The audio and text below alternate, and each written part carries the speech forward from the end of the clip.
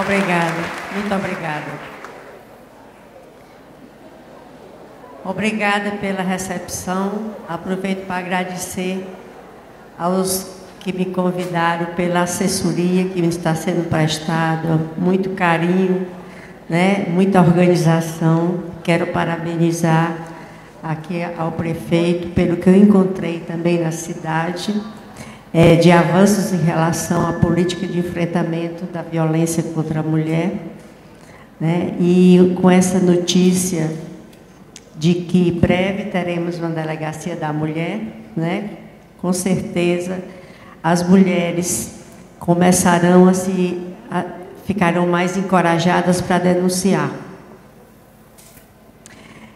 Antes de contar a minha história de vida, eu gostaria de falar, como já foi dito no cordel, que a Lei Maria da Penha tem como principal finalidade não punir os homens, mas punir o homem agressor. E o que é o homem agressor? É aquele homem que não sabe tratar sua mulher, sua família, respeitando os seus direitos humanos. Então, esse homem que maltrata a sua mulher, ele está agredindo, está a fazendo sofrer e fazendo sofrer seus filhos, porque filho nenhum gosta de ver sua mãe espancada.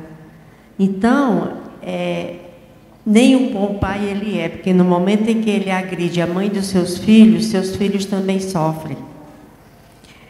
E por que é que acontece isso? Por que é que o homem é agressor? Muitas vezes ele é agressor porque ele foi criado numa família que era normal o homem agredir mulher. E esse homem está repetindo uma educação que ele recebeu.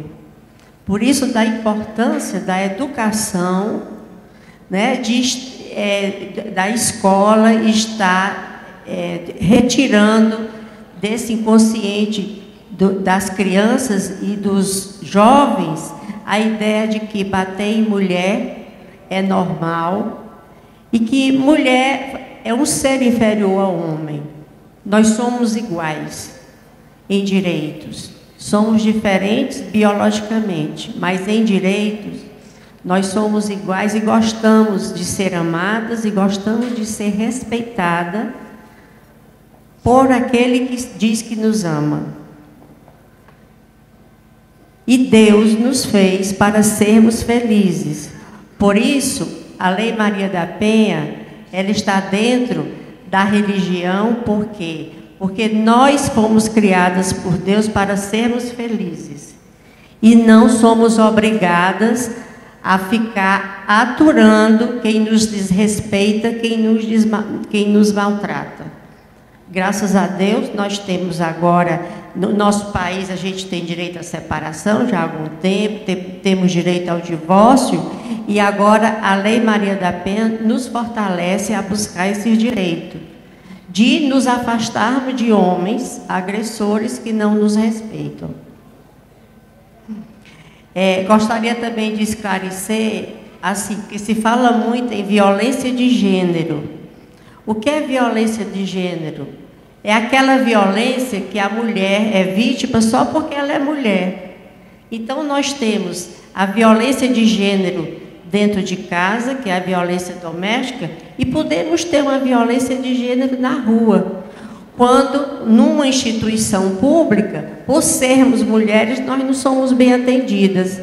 Nós somos atendidas de má vontade, e isso é uma violência de gênero institucional. E essa violência de gênero institucional pode acontecer numa delegacia, no momento em que o delegado não está habilitado para atender uma mulher vítima da violência doméstica, e começa a tratá-la com desprezo, e não a acolhe como deveria. Então, violência de gênero é isso. Só pelo fato de ser mulher, a gente é maltratada em qualquer instituição, né? Inclusive, muitas vezes, numa delegacia, quando se vai procurar ajuda. Dando início, então, à minha história, eu conheci o meu agressor no ano de 1974, quando eu estava na Universidade de São Paulo, fazendo mestrado. Eu sou farmacêutica bioquímica, e lá, depois de uns 6 meses que eu tinha chegado, chegou um estudante de economia da Colômbia, com uma bolsa de estudos, e foi estudar na mesma universidade. E, através de amigos comuns, nós nos encontramos, ficamos amigos durante um período grande e depois começamos a namorar. Ele era um rapaz muito atencioso, muito bem-quisto, e aquela pessoa que me cativou pelas suas qualidades, de ser prestativo, estar sempre... era uma pessoa assim que todo mundo admirava, inclusive. Nós namoramos, casamos. Quando eu terminei o mestrado, a minha primeira filha nasceu em São Paulo. Quando eu terminei o mestrado, eu voltei para a minha cidade, Fortaleza, para reassumir o meu emprego. Ele nos acompanhou também, se projetou profissionalmente na minha cidade. E depois de alguns meses, né, quando ele já estava estabelecido, eu não mais o reconheci. Aquela pessoa comunicativa, companheira, amiga, se transformou numa pessoa altamente intolerante, agressiva, inclusive em relação às próprias filhas. E eu passei alguns anos nessa relação sem sentido para mim.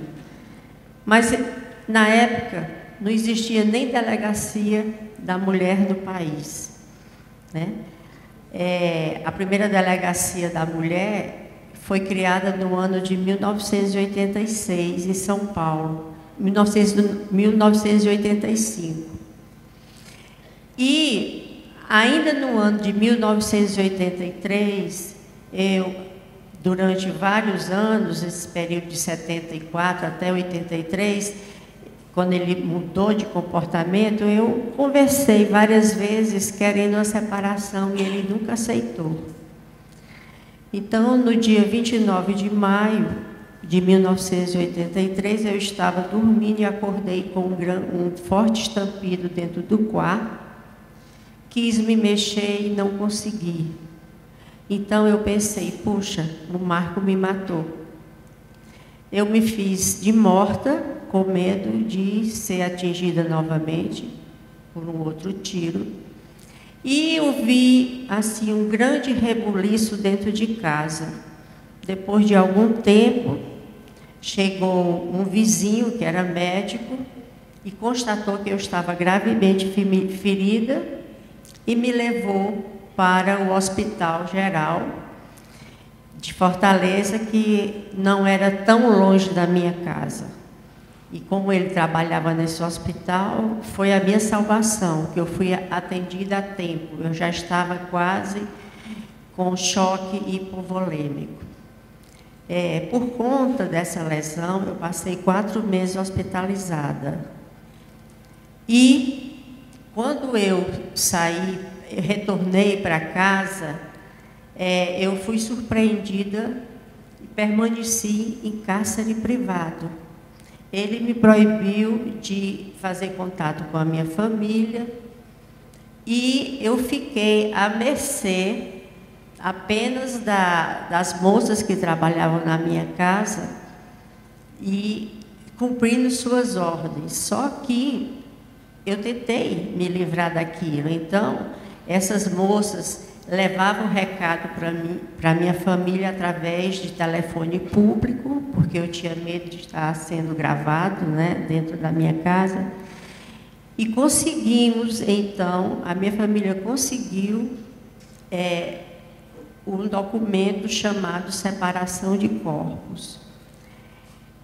Sair de casa, eu fui tentada a sair durante esse pequeno período que eu fiquei em cárcere privado, mas eu tinha que pensar nas minhas filhas, porque se eu saísse naquele momento com a minha vontade, eu perderia o direito da guarda das minhas filhas por eu ter abandonado o lar. A Lei Maria da Penha já não comporta esse entendimento, né? Quando a pessoa denuncia na delegacia, ela já fica automaticamente protegida, embora não tenha o documento da separação de corpos. Então, eu fiquei durante 15 dias em casa, e nesse período, como eu já estava com informações suficientes dadas pelas moças que trabalhavam comigo, e da vizinhança, essas informações elas me passaram, de que naquele dia não houve assalto e que todas as pessoas estavam achando que ele tinha premeditado esse tipo de crime. Mas isso aí era uma coisa que ficou só entre a gente mesmo, porque nós não tínhamos como provar nada.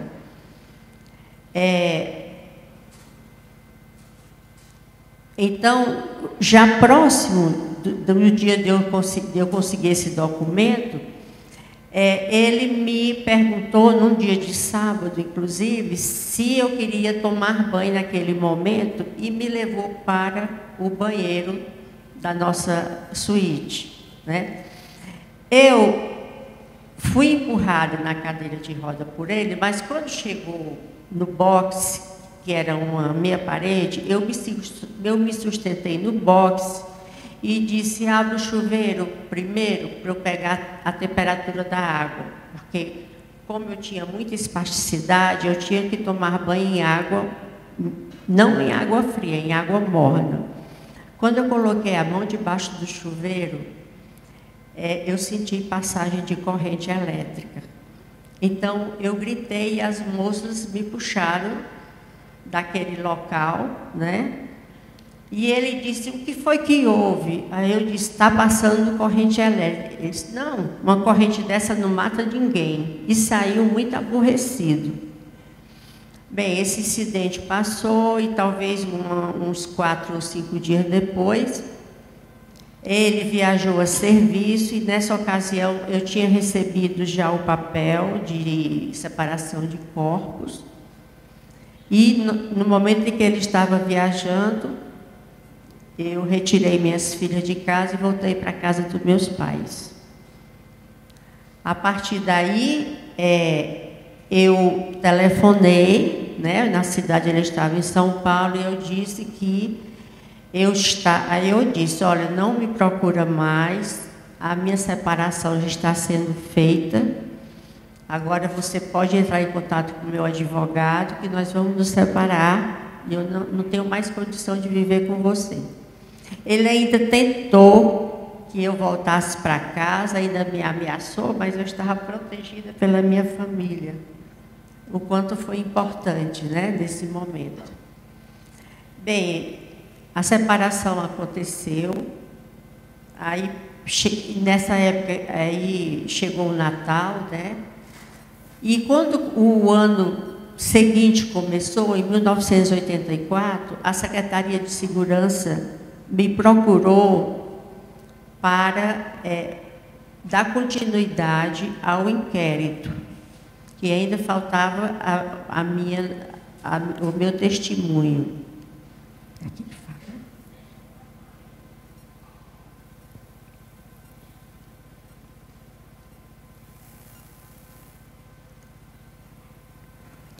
Então, no ano de 84, eu fui dar o meu depoimento e as empregadas também deram o depoimento delas e alguns outros depoimentos foram dados para fechar o que o delegado estava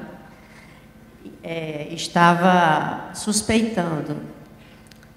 Então, o delegado mandou buscá-lo na casa dele para fechar o inquérito. E no momento em que ele chegou, começou a ser inquirido e ele não lembrava mais o que havia dito no primeiro depoimento. E entrou em total contradição. E várias foram as contradições durante uns 3 ou 4 interrogatórios feitos no momento em que ele ficou na delegacia para tirar dúvidas. E a cada vez que as perguntas eram feitas, cada vez mais ele entrava em contradições. Então, ele foi indiciado pela Secretaria de Segurança como o autor da tentativa de homicídio contra a minha pessoa. O inquérito foi aberto e deu-se início à minha grande luta e à minha grande decepção pelo Poder Judiciário do meu Estado, que não é diferente do Poder Judiciário do Brasil. O meu caso o meu agressor ele foi submetido a 2 julgamentos. O primeiro julgamento, depois de 8 anos, aconteceu e ele foi condenado e saiu do fórum em liberdade por conta de recursos. Então, esse foi o momento que mais eu me decepcionei e que mais eu, assim, não me encontrava justificativa e não encontrava ânimo para lutar. Só que, nesse período, os movimentos de mulheres do meu estado começaram a se fortalecer e eu comecei a entender a violência contra a mulher e comecei a participar desses movimentos. E foi um período, não só 8 anos, mas 19 anos, em que eu me expus muitas vezes com aquela ideia com a vergonha de estar contando o que se passava comigo, mas ao mesmo tempo eu pensava, se eu não contar, né, nada vai acontecer. Então, eu enfrentei, inclusive, perguntas indiscretas, que não são culpa de quem perguntou, mas culpa da nossa cultura machista, né? De perguntar, geralmente, os repórteres, mas o que foi que você fez para merecer um tiro?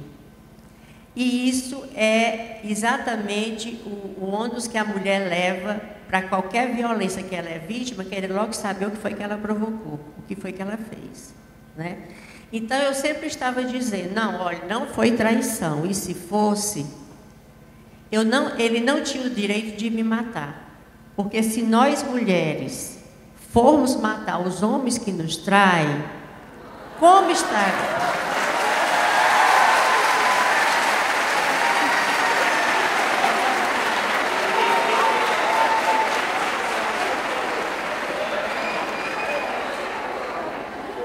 Eu só gostaria, sempre quando eu falo isso, existe essa resposta do público, mas eu quero dizer, aproveitar para colocar para vocês que a traição, ela maltrata, se ela maltrata o homem, ela também maltrata a mulher.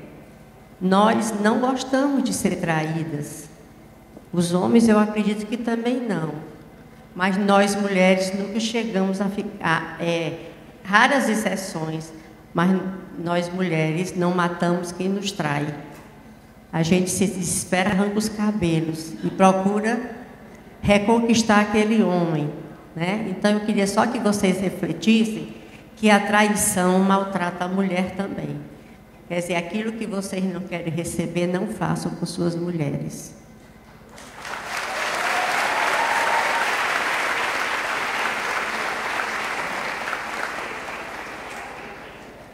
Então, aí nesse momento, né, que ele saiu do fórum em liberdade. Eu fiquei muito angustiada, fiquei muito triste, deprimida. E passou um tempo, uns meses, aí me deu a ideia de escrever um livro. Não contra ele, mas mostrar os fatos, o que aconteceu na minha vida e por que é que ele estava em liberdade. Então, eu trouxe para dentro do livro que o nome do livro é Sobrevivi e Posso Contar, né? O inquérito policial, parte do inquérito da justiça, onde as contradições estavam presentes. E esse livro eu considero a carta de alforria das mulheres brasileiras, porque foi uma produção própria, mas que teve uma repercussão muito grande na nossa cidade. Foi muito vendido e eu presenteei esse livro a muitas pessoas da minha amizade, que eram do Poder Judiciário, que eram deputados. E um deputado entregou este livro a uma representante de uma ONG nacional, o CEGIL. Ela tem sede no Rio de Janeiro e o CEGIL tem assento no Comitê Interamericano dos Direitos Humanos da OEA. Depois que esse livro chegou a essa ONG, eu recebi uma ligação perguntando se eu queria denunciar o país na OEA. Eu aceitei a oferta e nós denunciamos o CEGIL, o CLADEM, que é o Comitê Latino-Americano e do Caribe em Defesa da Mulher, e nós denunciamos na OEA. O processo foi xerocado e o livro fez parte dessa denúncia também. Durante 4 anos, o Comitê Interamericano enviou ofícios para o Brasil para que colocasse uma posição sobre o meu caso, se posicionasse. Em nenhum momento o Brasil respondeu a esses ofícios. E, faltando 6 meses, faltando 1 ano para o crime prescrever, a OEA fez o seu relatório, no qual o Brasil estava sendo responsabilizado pelo alto índice de grau de impunidade para com os assassinos de mulheres, e eles recomendavam mudanças legislativas baseadas nos tratados internacionais que o Brasil havia se comprometido e em relação à violência doméstica, e nada fez para minimizar essa questão. E agora eles estavam recomendando mudança legislativa. Quer dizer, o Brasil já havia assinado e ratificado a Convenção Belém de Pará, o CEDAW, e não trabalhou em nenhum momento a questão do enfrentamento da violência doméstica com o objetivo de diminuir a impunidade. Nesse relatório da OEA, veio também que eu tinha, eles recomendavam que eu tivesse um benefício, não é material, um benefício simbólico, né? Que eu fosse homenageada simbolicamente, e daí o porquê da lei ter o meu nome. O nome Maria da Penha significa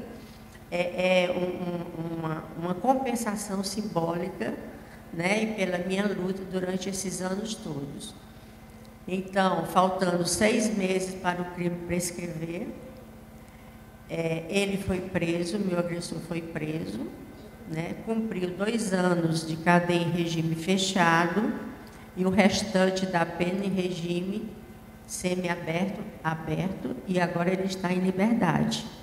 Mas o mais importante de tudo isso é que nós vencemos uma guerra, nós vencemos e estamos querendo que essa lei funcione de verdade, porque só assim nossas netas, nossas filhas, nossas bisnetas, nossas descendentes vão encontrar uma sociedade mais igualitária para que nós possamos ficar tranquilas, porque no momento em que essa lei for devidamente implementada, no momento em que uma mulher for vítima de violência doméstica e não tiver mais vergonha de denunciar, porque é do conhecimento de todos que é necessário que se denuncie, então nós teremos uma sociedade mais igualitária.